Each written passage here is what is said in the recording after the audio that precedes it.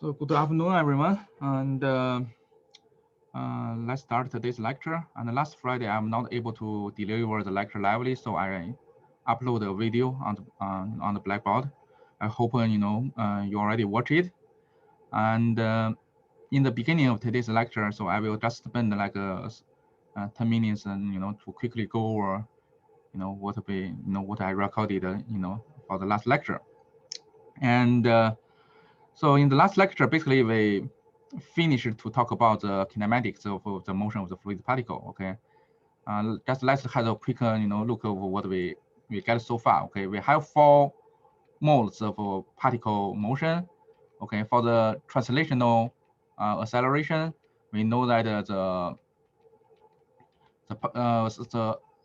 acceleration of the particle, okay, it can be calculated by this total derivative of the velocity field.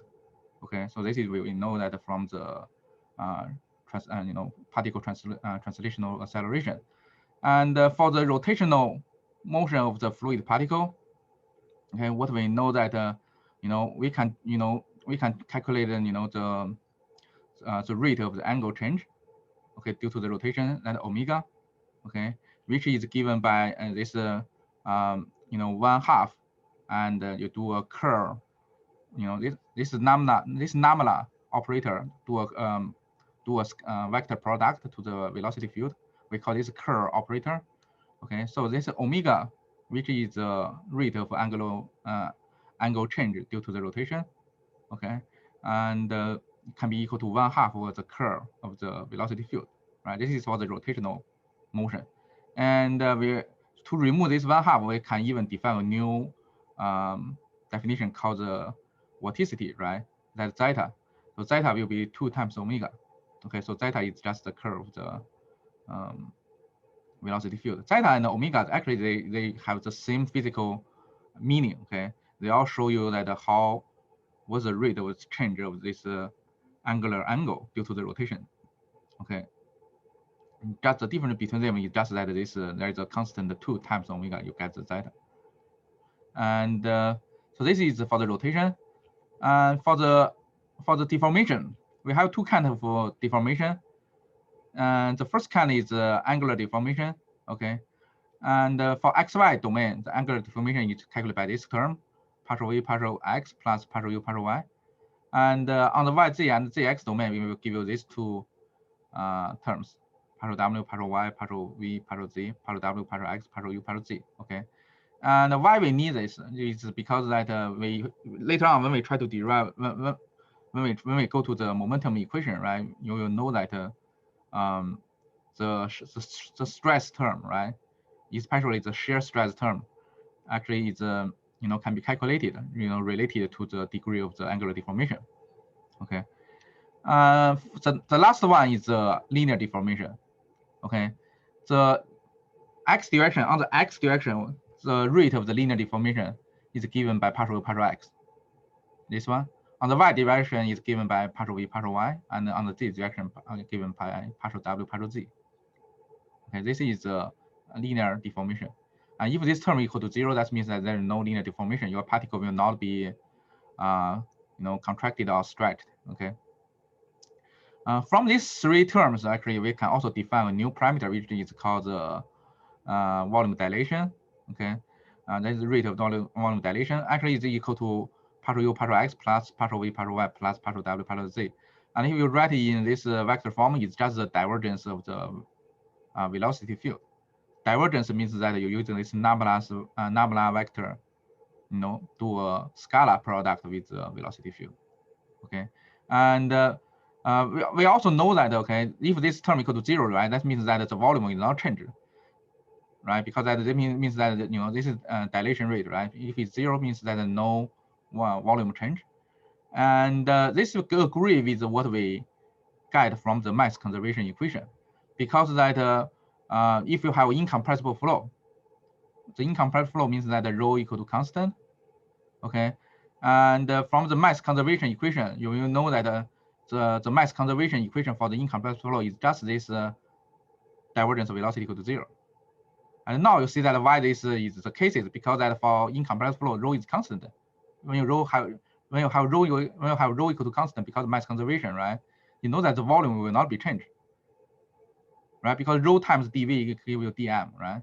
And if rho equal constant, and it simply means that your dV equal to 0 because dm has to be a constant, has to be 0 because m is a constant. Okay, so that's why that case is also giving you that this divergence of the velocity equal to 0. Okay, so this is you know, this conclude all the how we using the mass equations to describe the motion of the fluid particle. Okay, and you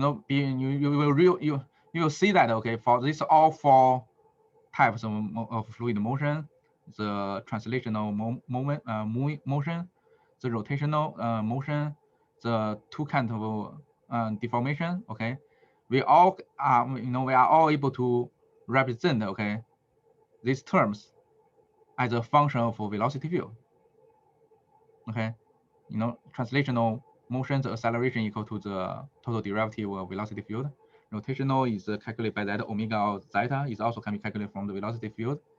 The angular deformation and this linear deformation, they all be able to given in the terms of velocity by the velocity field.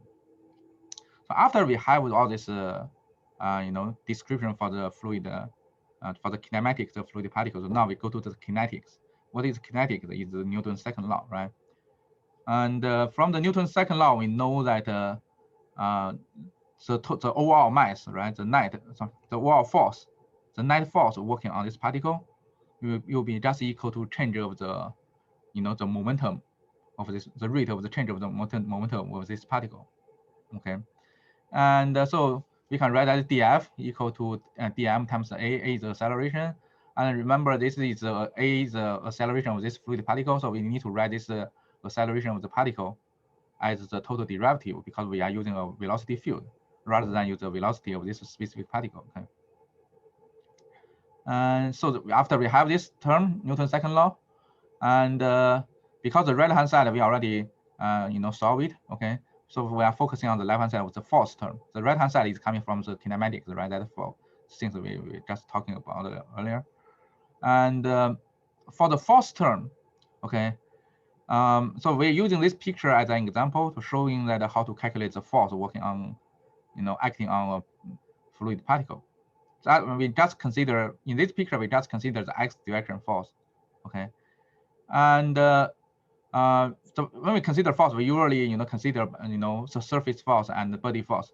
For the body force is simple, okay, because that for fluid particle in most cases the body force is just coming from the gravity.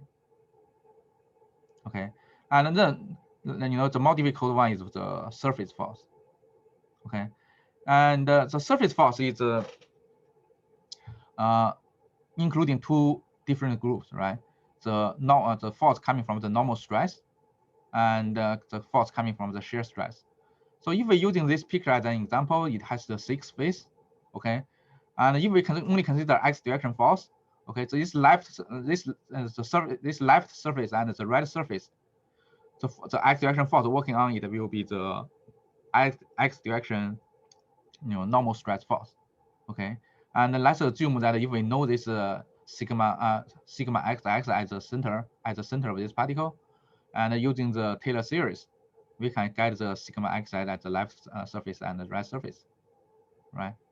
And similarly, okay, all for the this surface on the front and end, on the bottom, on the top, okay, the x direction force contribution will be coming from the shear force, from the tau zx and tau yx.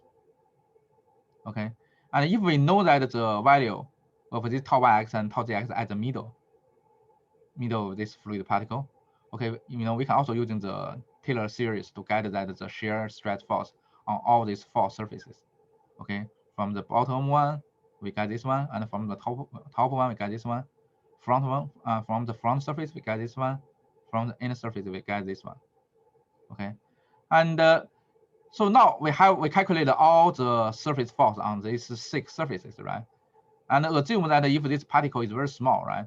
And so we can calculate the overall surface force on the x direction, you can just add all these 6 components all together, add it here, okay, and this is the resulting one, okay.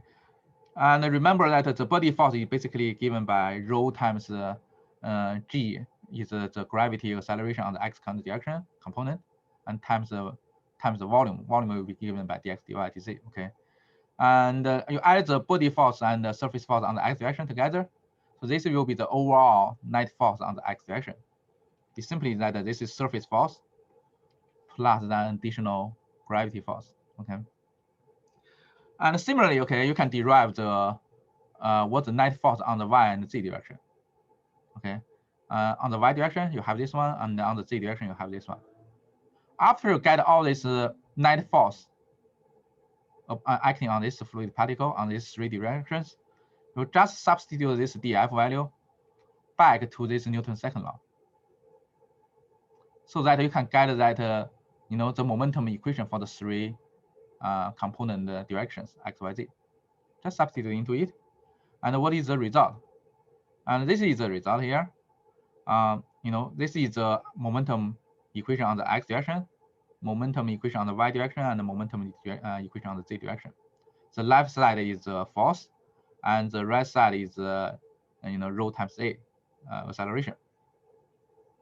Okay, and this is called the differential momentum equation. Basically, it's the momentum equation in the differential form. Okay, which means that this equation will be working for all the fluid particles inside the fluids. Okay, and so if we want to solve this one, right, we need to know the form of these stress terms, the sigma xs, sigma yy, and sigma zz, tau xy, tau yx, tau xz, and tau zx. Okay, we need to know that these 3 normal stress and 6 shear stress elements for these 3D flows. Okay, and how we do that? And in the chapter, I think it's chapter 2, right? When we're talking about the Newtonian fluid, non-Newtonian fluid, right? We are giving you, in 2-dimensional flow, what's the correlations between, acceleration and viscous force, right? Viscous stress. Is we know that the tau yx equal to mu of d u of dy, right? Remember this. This is what we learned for the Newtonian fluid if we have 2-dimensional flow. Okay, and how we calculate this shear stress term. Okay, but now problem becomes 3D. Okay, and we know that we know that how to calculate this stress term is depend on what kind of fluid it is, right? If it's Newtonian fluid, we can just using this Newton's law of viscosity to calculate it. If it's non-Newtonian fluid, so the things become more complicated. You can either using those power law or other pseudoplastic, those kind of equations to calculate it, right? And here we just choose the most simple case. Okay, let's focusing on the Newtonian fluid. Okay, and for the Newtonian fluid, but also be careful here is that because that now before we derive this Newton's law of viscosity, this is only for 1-dimensional flow. Oh, sorry, 2-dimensional flow. Okay, and now this is a 3-dimensional flow. Okay, and so how to calculate these stress terms in the 3D Newtonian fluid field? The way to derive it is very complicated. Okay, I think, and also it's above the content of today's of this lecture, this class. And here I just give you the results here.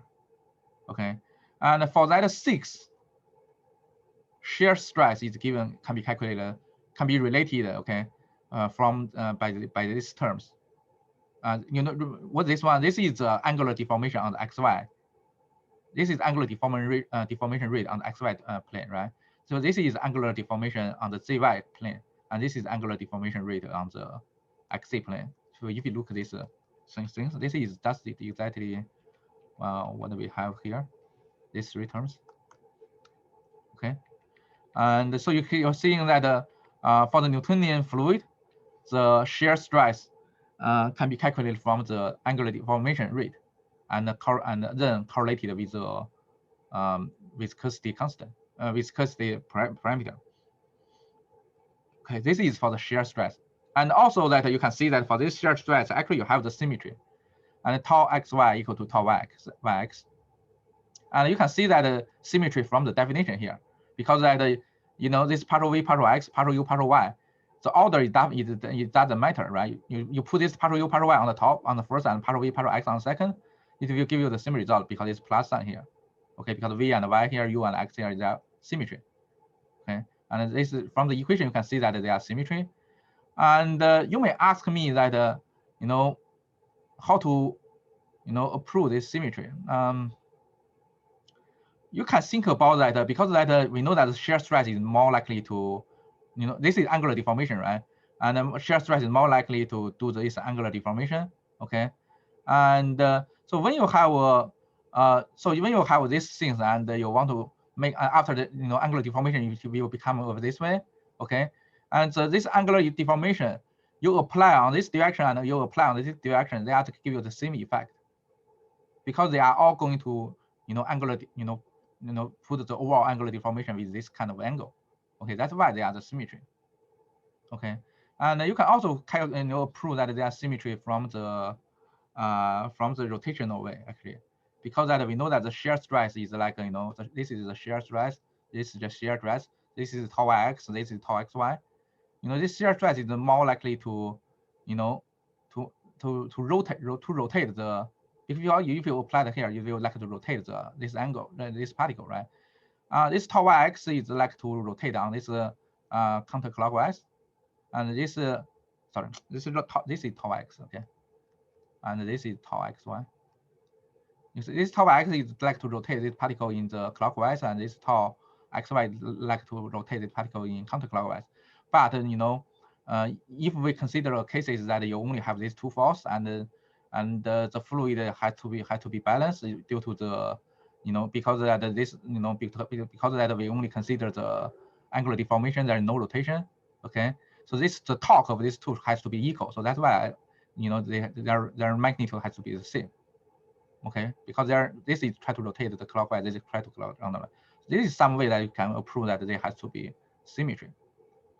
Okay, and so this is the shear stress. Okay, you just need to understand that how to calculate this shear stress terms for the Newtonian fluid in the 3D flow. Okay, that's it. And for the normal stress, the normal stress term is related to a different components.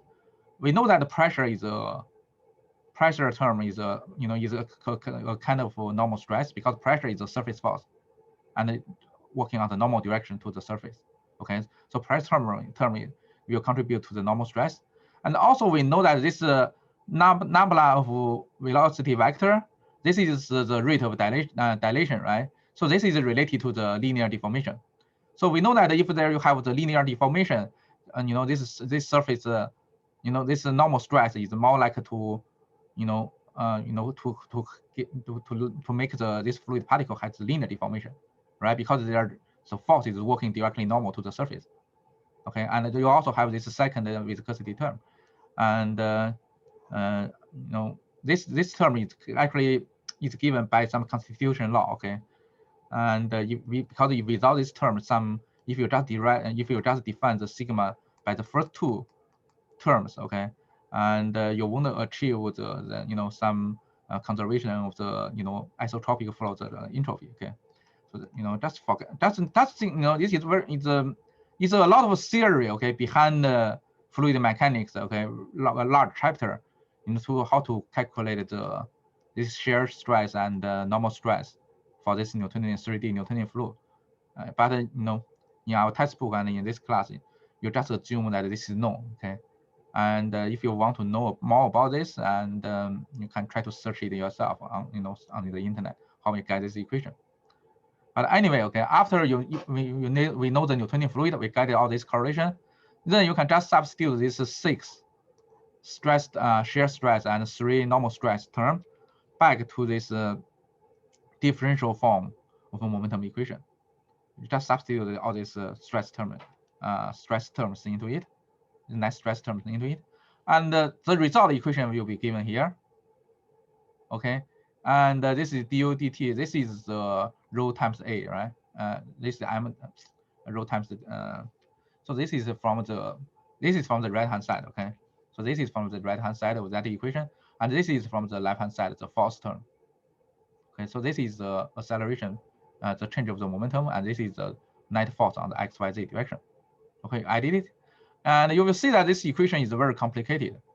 Okay, you're seeing that okay, the force contribution from the gravity force, the contribution from the pressure force, the gravity, the contribution from the viscous force. All the others will be the viscous force, and the viscous force is a very complicated one. Okay, and this equation is called the Navier-Stokes equation, which is the most famous fluid mechanics equations, governing equation. Okay, and so this is the full set of Navier-Stokes equation for the Newtonian fluid. Okay, and usually, okay, try to simplify the problem, right? We make some assumptions to make this Navier-Stokes equation become simpler. Okay, just remember that anytime we're talking about Navier-Stokes equation is related to the momentum equation. Okay, so this is actually the momentum. We derive this from the momentum equation, right? Newton's second law. Okay, and so the first one cases, right? Let's consider that there is no viscosity. Let's consider no viscosity and no density change. So if we assume rho equal to constant, if we assume rho equal to constant, and if we assume that mu equal to 0, okay. So if that is the cases, okay, no viscosity, this mu is everything related to this viscous force is just gone, okay. All this term here, anything related to the mu is gone, and your equation will be just become to this way, okay. Sorry, I make a mistake. Not no viscosity, okay, constant viscosity. I make a mistake here. So first case is for the incompressed flow and the constant viscosity. So incompressed flow means that rho equal to constant, right? And also remember that when you have rho equal to constant, and we also know that this is sigma dot v equal to 0, right? This is divergence of the velocity field equal to 0. This is from the mass conservation. So we know that this term has gone, and this term has gone, and this term has gone, because this is dot nabla dot this vector field. And also we know that the mu is constant, so you can take this mu outside of the derivative, mu outside of derivative, mu outside of derivative, and so on. Okay. So after that, for the incompressed flow with constant viscosity, we can write the equation in this form. We take mu outside out. We take this mu out of all the derivative term because mu is constant. Okay, and also because the incompressed flow, all this dilation, and rate of dilation, becomes 0. Okay, we get this a new set of Navier-Stokes equation, and you can see that this equation is more clean comparing to the general to the general case. Okay, and the second simple case is that if we not only constant viscosity, also we assume that mu equal to 0 in visit, mu equal to 0. So all this term is gone, and the only thing left is just this one plus these two terms. So the rho times a. So this is a particle acceleration. U will be equal to the gravity force and pressure force. There's no viscosity at all. And if we write this equation here, so the equation will just stop here, okay, on the left hand side. So if we write this Navier-Stokes equation for the incompressible inviscid flow, we can write it in this vector field. And this is the gradient of the pressure. So gradient is that you do this nabla operator on a vector field, on a scalar. So you get a vector field for this one. Okay, and this is called the Euler equation. Okay, so basically the Euler equation, anytime when we're talking about this Euler equation, is just a special form of Navier-Stokes equation, which is also a kind of component momentum equation. Okay, only working for the incompressible and inviscid flows. Okay, on the next chapter, next chapter is chapter 6, right? And we were focusing on this kind of flow, incompressible inviscid flow. So in that cases, okay, we are going to try to solve this equation, momentum equation, together with the mass conservation. Okay, now we have both mass conservation and the momentum equation. this Euler equation. We will try to solve it, and then we can know that what the flow field solutions for different kind of incompressible invisible flows. Okay, so just knowing that this Euler equation is just a special case of Navier-Stokes equation when flow is incompressible and invisible. Okay, and to practice this momentum equation, we have two example problems here, and let's working on the first one. Okay, please read this problem description first, and then we'll go through it together. Oh, I forgot to record the video. Let me record it from now because.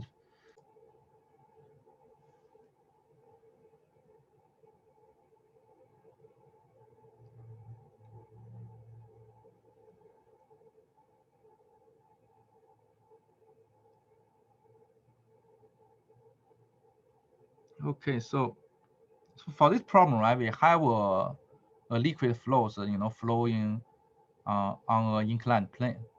Okay, and we assume that the flow is fully developed and at a steady state. Steady state means that there is no change with the time, and so we can see that the flow field, the velocity. So if we define this xy coordinate, like make the x is along the flow motion direction, and the y is the normal direction to the surface. Okay, and we also know that for this flow film, okay, for this liquid film, what the thickness h equal to 1 millimeter, and the angle of this inclined plane is theta equal to 15 degree. On the direction perpendicular to the screen, okay, the width of the plane is 1 meter.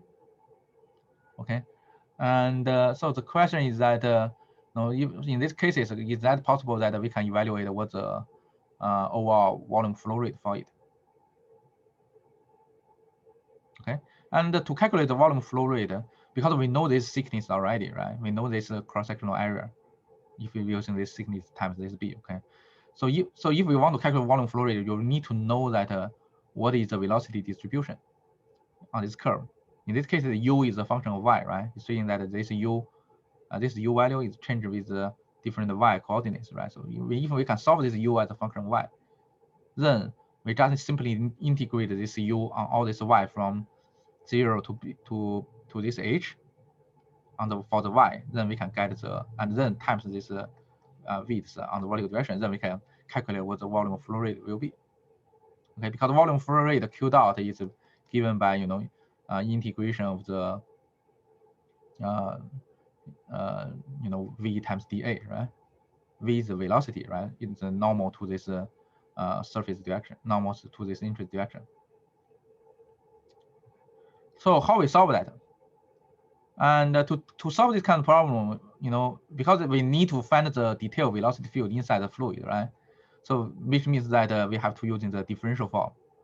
Remember that in this chapter beginning, we're talking about that the difference between the integral form and differential form of these fluid equations.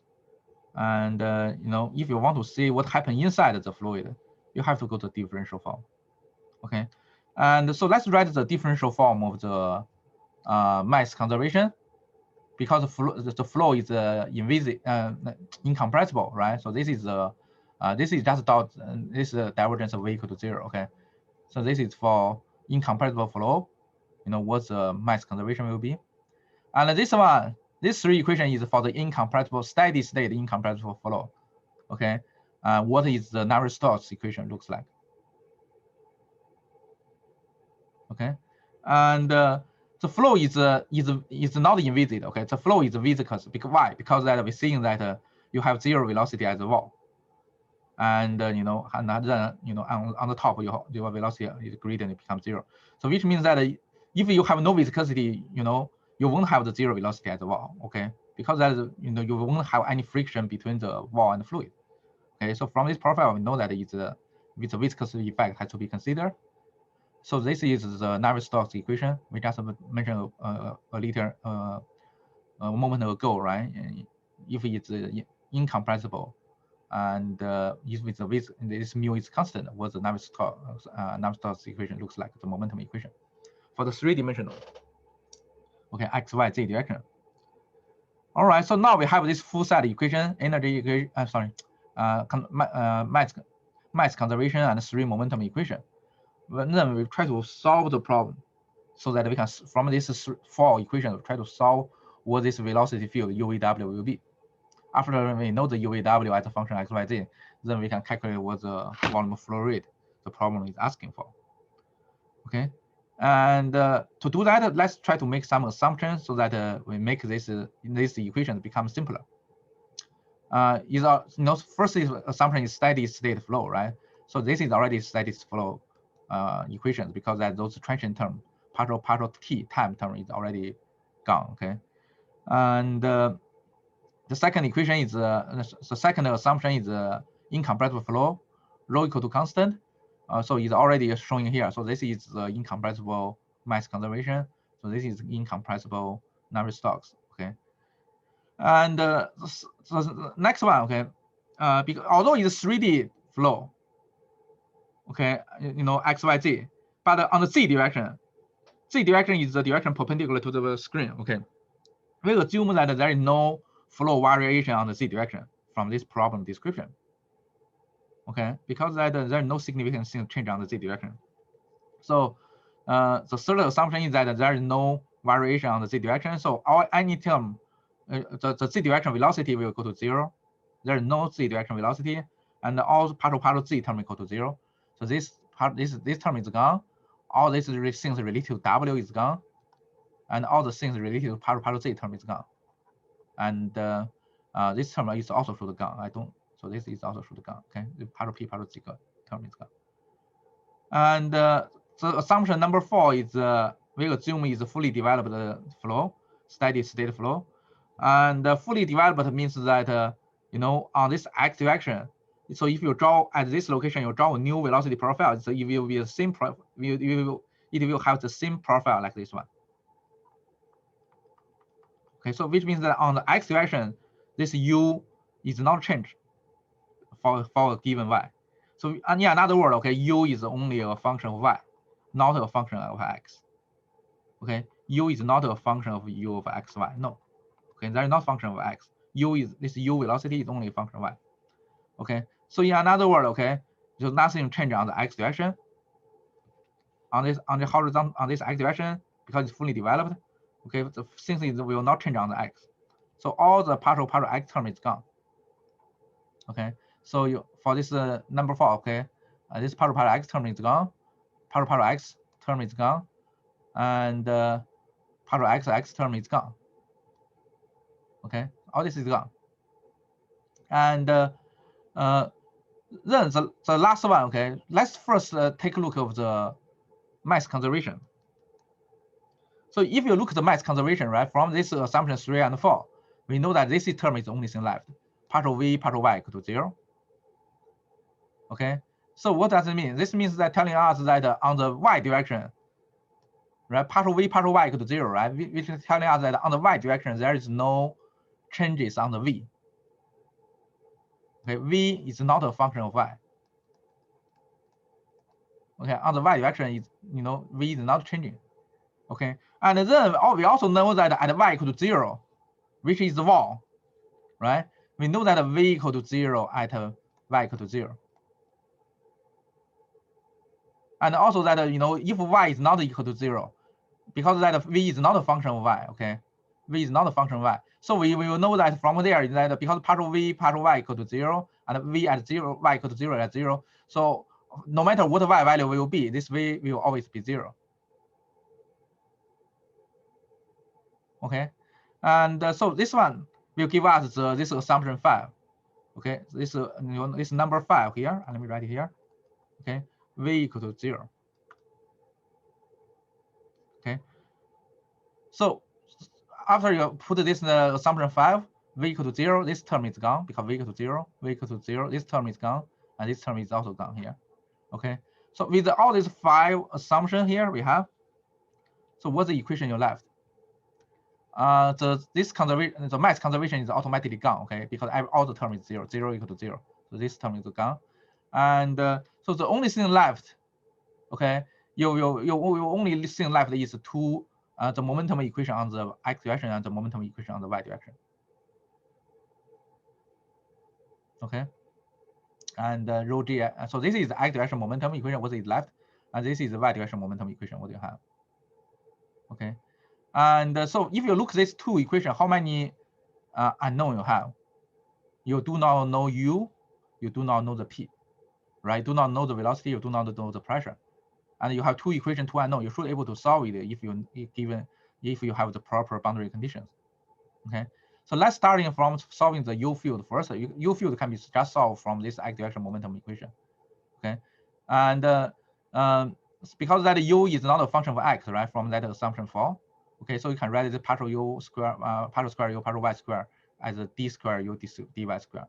Okay, and then you integrate this by twice, you get the velocity u as a function of y, and you have two unknown constants c1, c2, and this c1, c2 is given by the two boundary condition. What is two boundary condition? At y equal to 0, vol equal to 0. At y equal to 0 is at vol, so u will be 0. This is the first boundary condition. The second boundary condition is that at y equal to this h is this film thickness, right? And like this location here, okay, then we assume at this point that the gradient, this du of dy will be equal to 0. And y equal to h equal to 0. At this point, there is no, u direction gradient on this y direction. Okay. And so after you have these two boundary conditions, you substitute it, you can solve what c1 and c2 will be. Okay. You can solve after you solve the c1, c2 to it, you find out what the overall u velocity. You see that, okay, for this problem, now we resolve the whole flow field. We know that v will be equal to 0, and u is only a function of y and given by this one. So now we have the velocity distribution for the whole flow field. Okay, and after you get this one, okay, you can calculate that what the volume flow rate. You just integrate this u and from 0 to the h, and with this unit distance on the z direction. Okay, and you can calculate the volume flow rate. Okay, so this is an example problem. It's showing you that okay, for this problem, and if we want to resolve the velocity field inside this problem, we just write, what we did is that first we write all these four equations, one for the mass conservation and three for the momentum equation, right? And then based on what kind of problem it is, right, we make the corresponding assumption, right? If the problem is steady state, if the problem is viscous or inviscid, and if the problem it's only velocity only has the component on xy, not the z direction, and or even like from the problem we know that there's no v velocity and u is only a function of y, not a function of x, because it's fully developed. Okay, after you make those assumptions, we can greatly simplify this equation, and make this equation easy to solve. We simplify because these two equations, and if you only want to solve the velocity field, you just solve this one, you get the velocity field, and after you get the velocity field, you can even solve this one. If you want to know that what's the pressure, this will give you that the pressure field as a function of y. Okay, but the things actually, and okay, so this is one example problem, and we have another example problem, and this example problem is similar to what we have for the previous example problem, but just using the different coordinate system. The previous example problem is for the rectangular coordinates, and this example problem is for the cylindrical coordinates. Okay, and try to read this problem description first.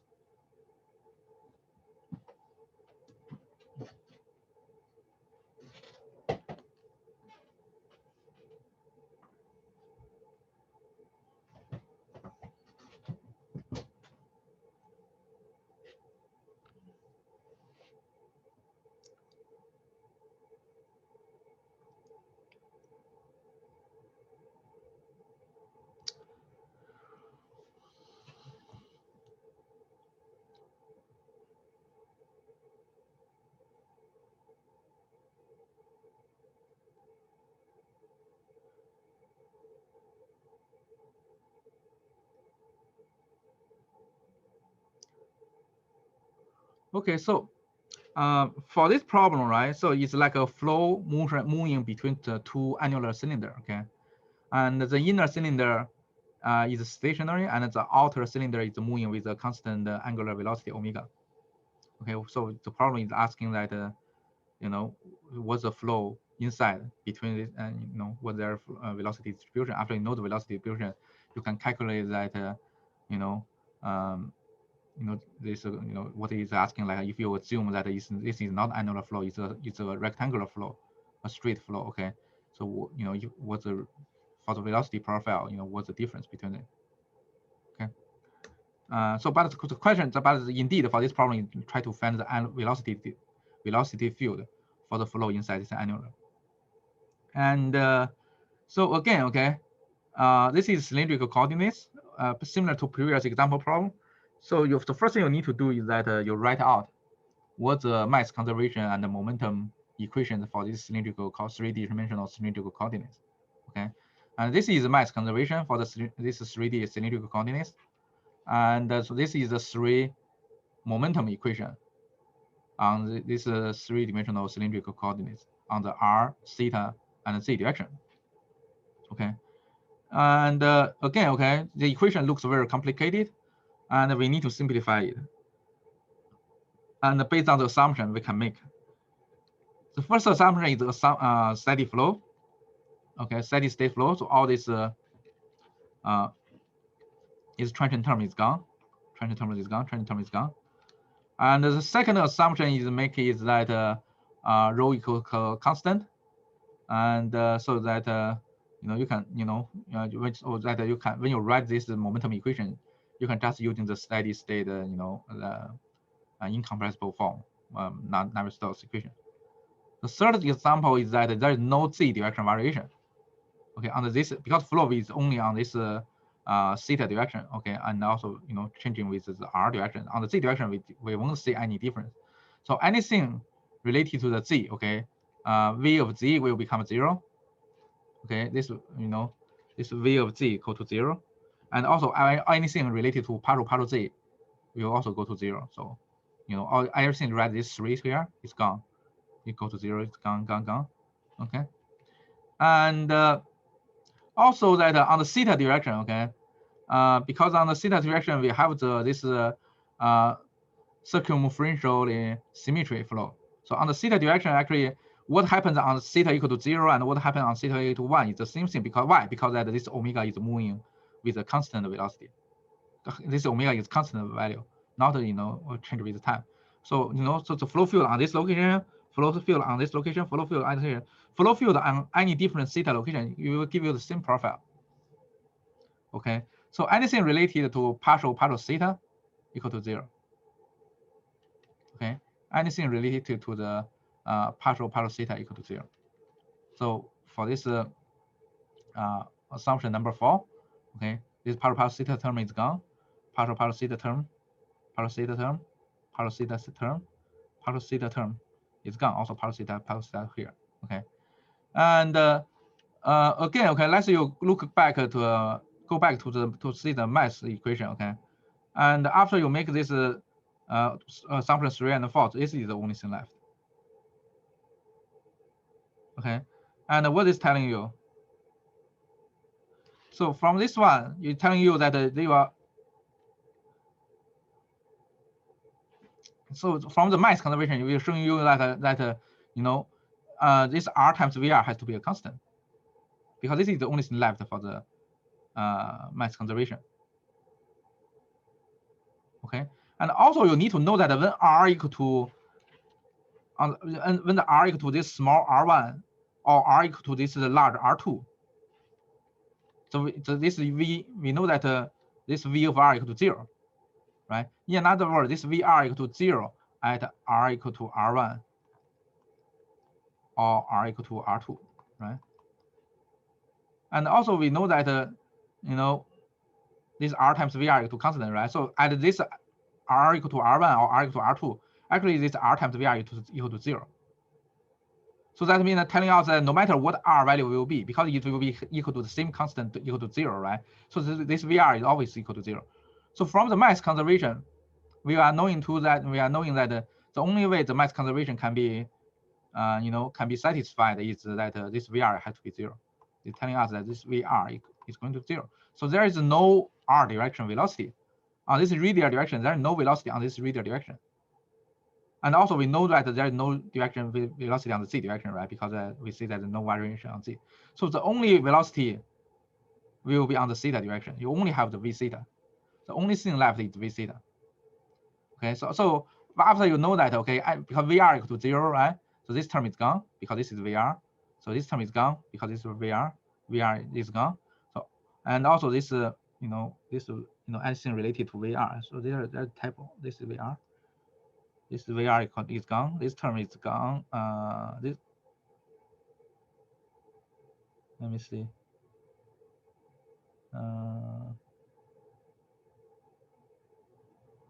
Yeah, this term is gone. Yeah. V theta, V theta, V theta.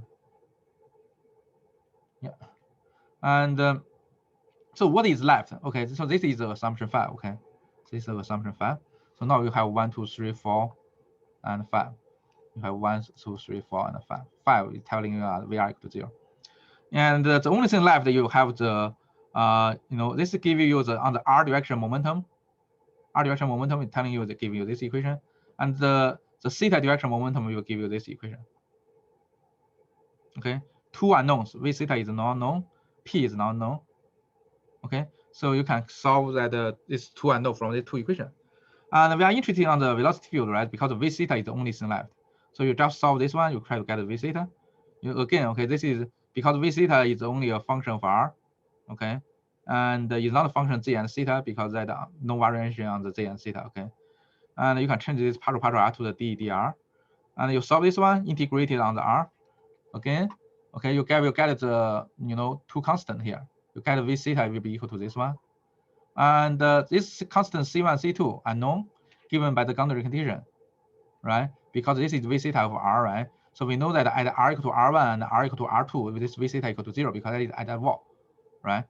At r equal to r1 equal to 0 and r equal to r2 equal to this omega r2 because that the outer cylinder it has a rotation. Okay, you substitute these 2 boundary conditions into it, you solve this c1 c2, you get what the v theta will be. You know that okay, this is the overall flow field. Vr equal to vz equal to 0, and v theta will be equal to this value. Okay, and then the problem is solved. After you solve the flow field, you can comparing with the cases that if you assume that is a straight flow in a straight gap, okay, what's the tau value, and comparing that what's the difference. So this is what this equation is asking for. But the most important is that how to solve this theta direction velocity field from this momentum conservation equation. And again, okay, let's think about how we do that, right? Write down the mass conservation and momentum equation, simplify the problem, and with the boundary condition, just solve the velocity field directly. This is how we can solve the fluid dynamics problem. Okay, if you want to know that what happens inside the fluid, you need to have this governing equation, the mass conservation, momentum conservation, write them in the corresponding coordinate system, whether either in the rectangular, cylindrical, spherical, whatever kind of coordinate system. Just try to solve it with some boundary conditions. Solve the velocity field. Okay. So this is general scenario. And the example here we have these 2 examples. It's just the simple cases that we can get the analytical solution by using math to solve the analytical solution directly. Okay. But for a lot of cases, okay, things are more complicated fluid problem. Not as simple as these 2 example problems, like to allow you that can directly solve the velocity field from this governing equations, Navier-Stokes equation. No, okay. All right, so so let's make a summarize of what we have, okay. And so in this chapter, so what we did is that we try to derive this differential form of the governing equation for the fluid dynamics. Okay, and why we want the differential form? Because we want to see what happens inside the fluid. And this differential equation can work is valid for all the fluid particle inside the fluid. Okay, And you know, to make the equation simpler, let's assume that it's incompressible flow and constant viscosity. You know, we can write the mass conservation, and you know, for the rectangular coordinates, right? We can write one mass conservation equation here, and 3 momentum equation we have here. Okay, and if you're looking this problem, okay, and how many unknowns you have for general cases? You want to know how many unknowns. You want to know U, right? You want to know V. You do not know W, and you do not know P. This is pressure, right? So you have 4 unknowns. Because rho V is known, because we assume incompressible rho is constant. We know the rho, and mu we also know is assume is constant, and G we know is gravity coefficient. So we have 4 unknowns, 4 equations, right? So theoretically, so you will have enough, you know, adequate equation set to solve the fluid problem. Okay, but as I show you in the previous 2 examples, right? If you want to solve the UVWP, this 4 as a function of x, y, z, okay, from these 4 partial differential equations by the math directly, analytically, it's very hard to do. Why? There are several reasons for it, okay? The first reason is that you need to solve these 4 partial differential equations at the same time. The first thing is like the equation is, you know, coupled. Okay, the problem is coupled. The UVW field, for example, from a single equation, you won't be able to solve all these things. You have to solve all these 4 together. So that's why it's saying that all these 4 equations are coupled. You have to solve them together. So it's like you know, you have to using some matrix form or something like that, those kind of thing, all right? Like, you know, you have multiple linear equations if it's linear, right? Those kind of things. You won't be able to solve the, you know, one by one. You have to solve them all together. So it makes it difficult to do. And the second thing is unlinear. And if you look at the term here, okay, this is a linear term, this is a linear term, this is a linear term, this is linear term, linear term, linear term, linear term, linear term, linear term, linear term, linear term, linear term. But if you look at these 9 terms, this is U times the partial U, V times partial U, W times partial U, U times partial V. So this is the velocity times another velocity. This terms, right, is given by due to the flow motion, right? From that total derivative definition, right? Because this is look like the total derivative of U, right? So this is local transient term, and this is the you know, the change of the velocity due to the flow motion, right? So we call this convection term. And you can see that all these 9 convection terms, they are nonlinear terms, because it is like a velocity times another velocity, and all the other term is linear. Okay, only this convection term is nonlinear. So you have this nonlinear convection term. And anytime when you try to solve this differential equation, and if you have this nonlinear terms, it's very hard to solve. Okay, because if it's a linear problem, it's very simple. Okay, and because if the problem is linear, you can always using that concept of superposition. What the superposition means?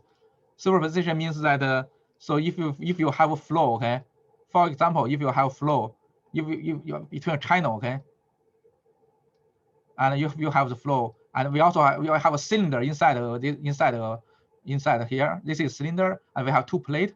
And if we want to solve the flow field inside it, and if the equation is linear, then we can make it using the superposition. So we can know that this solution of this problem will be just equal to the solution of this problem. You know, flow over the 2 plate plus, you know, the flow over cylinder.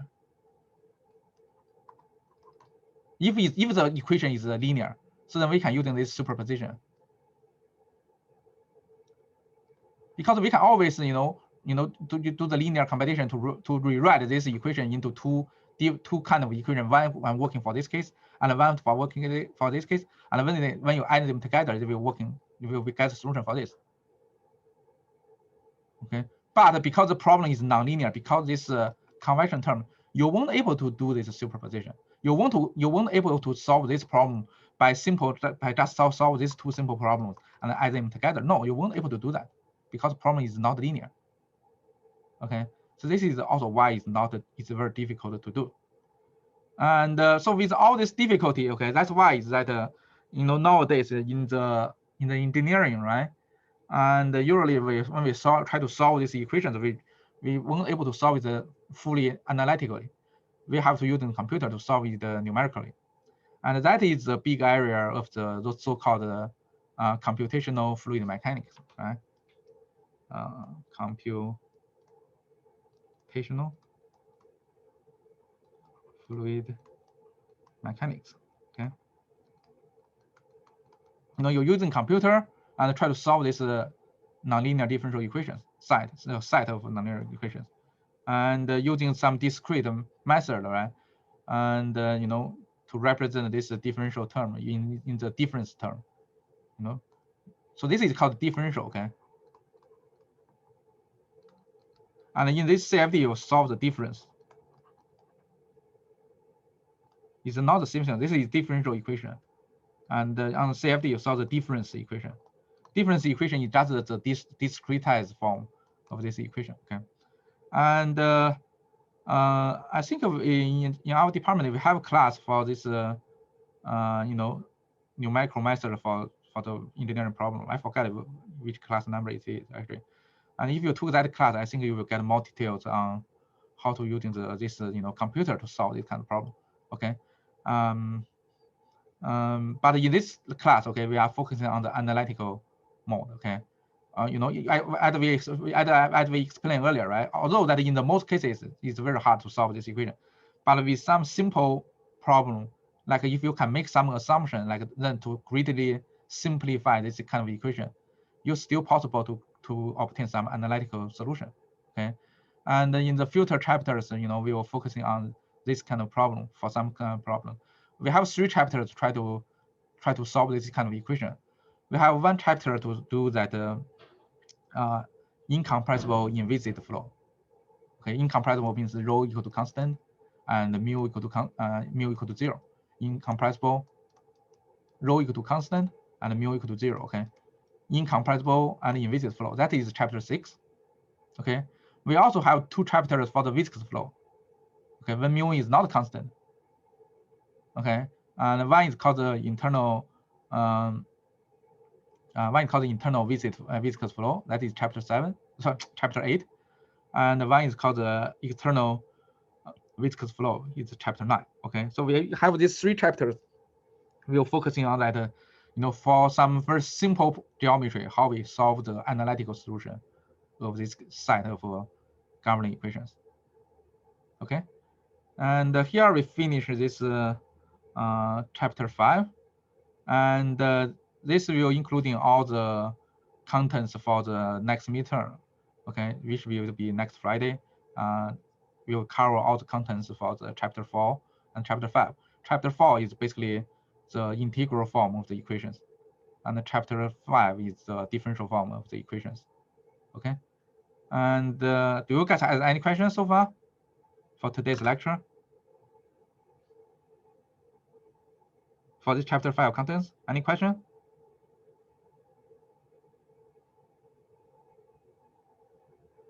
No? Okay, so if you do not have question, we still have 20 minutes left, so I'm going to start the next chapter, okay? And also that for the homework, okay, which will be due on next Monday, now you should be able to answer all the problems for this chapter 5 problems, okay? Okay, so let's go to the next chapter, chapter 6. And the chapter 6 basically is a special flow, okay, incompressible and inviscid flow. So we want to solve those differential form equation and to see what kind of solution we can get. Okay, we focus. So what we are so remember that in this chapter, okay, we're only focusing on these two terms, right? Incompressible and inviscid. Incompressible means what? Rho equal to constant. Okay, and inviscid is more. The term inviscid is more complicated. Okay, Inviscid just means that there is no shear stress force.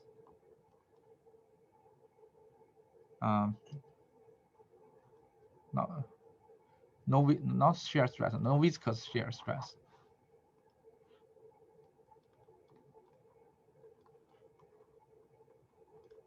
Okay, and for when you have this, basically means this tau ij equals to 0. Okay, I can be xyz and g can be xyz. Okay, and so this ij means that all those 6 shear stress: tau xy, tau yx, tau xz, tau zx, tau yz, tau zy. Okay, and to make this equal to 0, okay, you have 2 possible ways to do it. First thing is that you have mu equal to 0. Okay, you have the viscosity equal to 0, then definitely it will become 0. And the second way is that for your flow motion, okay, there is no angular deformation. You remember that all this tau is for the Newtonian flow, this is calculated mu times those angular deformation rate, right? And if even your mu is not equal to 0, okay, even your flow is viscous flow, okay, but if there is no angular deformation, and yeah, another word, okay, it only have the rigid rigid motion. It's like your fluid is moving like a solid. Okay, there is no angular deformation for it, and also so in these cases, okay, even the mu not equal to 0, but this top will also become 0. Okay, so you be careful about that when we talk about the inviscid. Okay, it not means that mu necessarily means that mu has to be equal to 0. Okay, it can be 2 scenarios: either mu equal to 0, or if mu is not equal to 0, but the fluid will be moving in the rigid motion, then the flow is considered become inviscid because there is no viscous shear stress for it. Okay, so this is incompressible and inviscid flow we are talking about in this chapter. And for the governing equation, right, because we want to solve the governing equation, right, the mass conservation and momentum equation, and the continuity equation, the mass conservation is simpler one because rho equal to constant is just giving you this divergence of velocity field equal to 0 or the rate of dilation equal to 0. Okay, and for the momentum equation, mu equal to 0, rho equal to constant and inviscid, we get this Euler equation. It's a simplified form, right, of the Navier-Stokes equation. Remember that this is what we learned there, simplified, right? If you have this rho equal to constant and also inviscid, we got this one because all the viscous stress term in the momentum equation is gone. It will be disappear. The only thing left is the normal stress and the gravity for the first term. Okay, and this is the rho times the particle acceleration, which will be total derivative of the velocity field. Okay, so we want to solve this problem. So all this chapter, okay, for this chapter 6 is that we are focusing on is that for different kind of problem, how we solve this equation set. 1 continuity and 3 momentum equation if it is a 3-dimensional flow. All right, and for the rectangular coordinates, right, we can write this momentum equation in this form. Okay, this is what we have earlier. And if it's a cylindrical coordinate, we can write this Euler's equation in this form. Okay, so this is just showing you the Euler equation, how to write this Euler equation in the component form under the rectangular and cylindrical coordinates. Okay, and so let's first study a special case that I won't able to finish this topic this class, but I would like to start it. Okay, so let's focusing on to this Euler equation. Okay, momentum equation, because we know that momentum equation is the Newton's second law, right? So it's giving the correlation between the force and the motion. Let's consider cases that we change the coordinate system to a special one. Okay, and if we do not want to using the global coordinate like the rectangular coordinate or cylindrical coordinate, let's using a local coordinate. what the local coordinate means. Means that, you know, for example, in these cases, right, we have this flow moving, and because the problem we are mentioning here, right, is inviscid and incompressible flow. And remember that in the chapter 5, in the previous chapter, we mentioned that the streamline, when we're talking about the streamline, we know that for the inviscid and incompressible flow, you can define a streamline for it. And the streamline basically means that you have the stream function equal to constant for each length, right? That, you know, so because that this is the inviscid and incompressible flow, we can draw the streamline for the flow because we can define the stream function. Okay, and let's consider that, you know, what's the definition of the stream function? Stream function basically means that you know, at this instantaneous point, okay, all the, you know, at all the point on this streamline, you know, the tangent direction to this streamline will be the local velocity direction, right? And also let's make things even a little bit simpler. Let's consider only the steady state. Okay, if this is a steady state, we know that from our chapter 1, right? When we're talking about that, those the correlations between the streamline, path line, and, you know, and those kind of things, right? We know that straight line. We know that at a steady state, your streamline and your path line actually will be same one, will be coincide. Okay, and so, you know, instead of using this global coordinate, let's try to define a coordinate system locally on this particle moving on this streamline. Okay, we can define this coordinate as this way, like using this t and n, using this s and n coordinates. What it is, s is their local tangent direction to the streamline, and this n is normal direction to the streamline. Okay, so instead of using this, you know, this you know, rectangular coordinates, okay, we try to using this tangent and normal direction coordinates. Okay, if you take your dynamics class, you should be very familiar with this kind of coordinates. Okay, you know, if you take your dynamic class, you will know that this is called the you know, tangent and tangential and normal coordinate system. Okay, you define locally on this particle, and this s is the tangential direction to the streamline, and this n is the normal direction to the streamline. You should be familiar with this kind of coordinates, with this coordinate system. Okay, and because this streamline has a curvature. Okay, and let's assume at this location here, the curvature of this streamline, you know, the center of the curvature is this point, and this radius is r for this streamline curvature. Okay, and what is beta here? This beta, we have this is beta, and this is beta. This beta angle, okay, will be this you know, on this horizontal, this is s direction, and this is the x direction, right? So this beta will be the angle between this s direction and this not x, this y direction. This is the y direction. Using y here. So this is y direction, this is x direction, this is the angle here. All the angle between this n direction and this z direction, right? So this is n direction and this is z direction.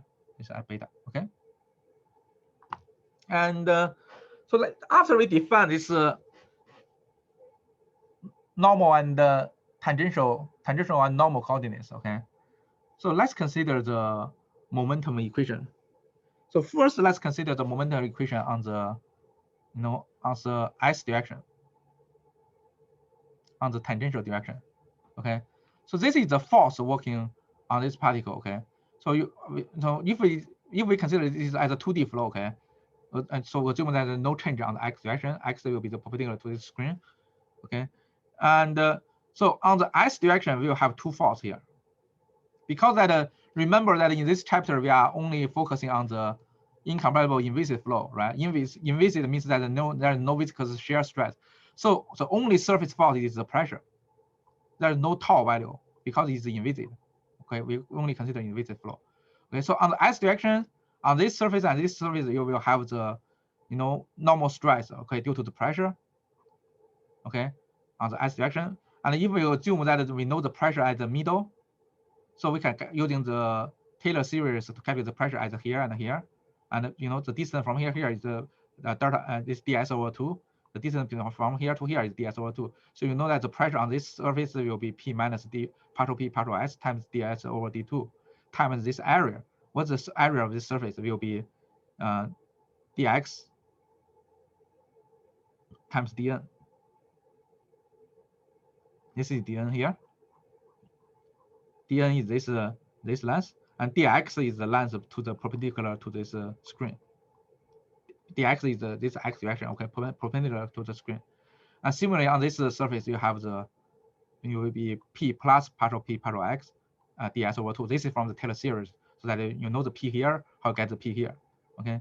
And times dn dx. This is the surface area of this surface. So you get these two forces. Okay, so what's the net force on this S direction?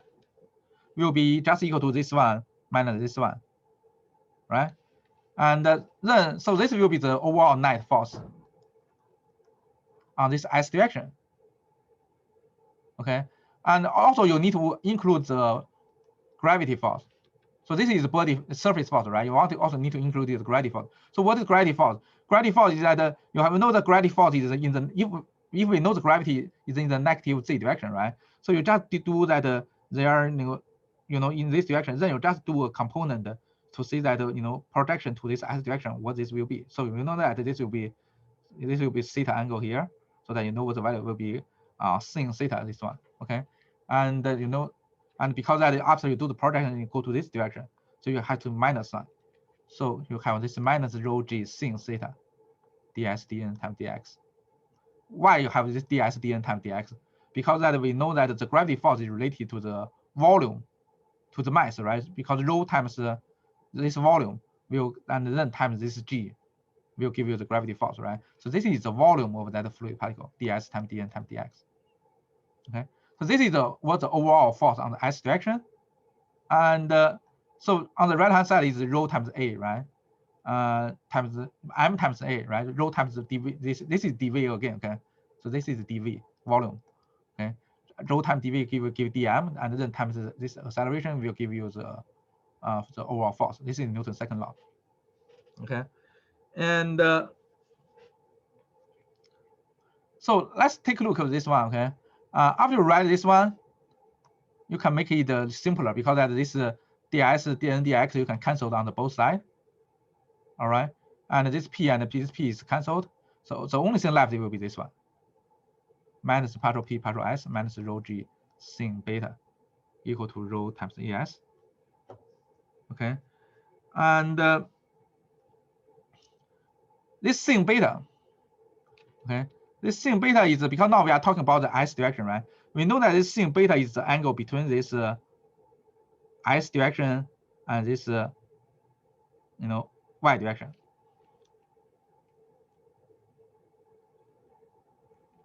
Okay, so it's so that if you want to do the calculate this theta here, sin theta, right? It's basically using this value, okay, divided by this value, right? Sin theta will be this one over this length, right? This line is what? Is dz, and this line is what? ds. Okay, so we know that sin theta can be sin beta can be equal to partial z over partial s. We substitute this sin this correlation to here. Okay, your equation will become this one, minus 1 over rho partial ds partial s minus g partial z partial s equal to as. Now the last thing is like, what is this as? Right? What is as? As actually is the the acceleration on this s direction, right? The total acceleration of the particle on this s direction. And remember that when we define this local coordinates, right? S is the tangent direction, right, of the streamline, and also that what's the definition of streamline? So streamline definition of streamline telling us that you only velocity direction will be the tangent direction of the streamline. So which means that at this point, based on the definition of streamline, your velocity field will also on the s direction.